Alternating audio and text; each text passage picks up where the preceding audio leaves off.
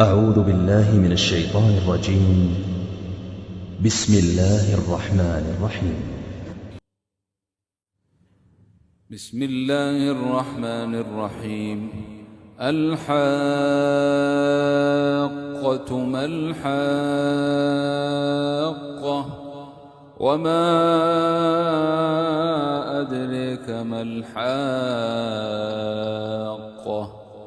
كذبت ثمود وعاد بالقارعة فأما ثمود فأهلكوا بالطاغية وأما عاد فأهلكوا بريح صرصر عاتية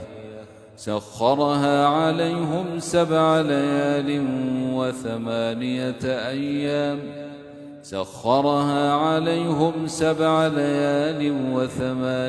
أيام حسوما فترى القوم فيها صرعى كأنهم أعجاز نخل خاوية فهل ترى لهم من باقية وجاء فرعون ومن قبله والمؤتفكات بالخاطية فعصوا رسول ربهم فأخذهم أخذة رابية إنا لما طغى الماء حملناكم في الجارية لنجعلها لكم تذكرة وتعيها أذن واعية فإذا نفخ في الصور نفخة واحدة وحملت الأرض والجبال فدكتا دكة واحدة فيومئذ وقعت الواقعة وانشقت السماء فهي يومئذ واهية والملك على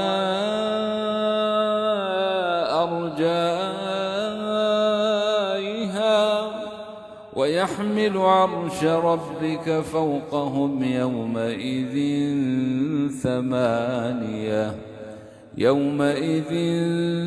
تعرضون لا يخفى منكم خافية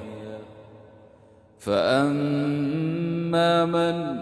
أوتي كتابه بيمينه فيقول هاؤم اقرءوا كتابيه إني ظننت أني ملاق حسابيه فهو في عيشة راضية في جنة عالية قطوفها دانية كلوا واشربوا هنيئا بما أسلفتم في الأيام الخالية وأما من أوتي كتابه بشماله فيقول يا ليتني لم أوت كتابيه ولم أدر ما حسابيه يا ليتها كانت القاضية ما أغني عني ماليه هلك عني سلطانيه ما أغني عني ماليه هلك عني سلطانيه خذوه فغلوه ثم الجحيم صلوه ثم في سلسلة ذرعها 70 ذراعا فاسلكوه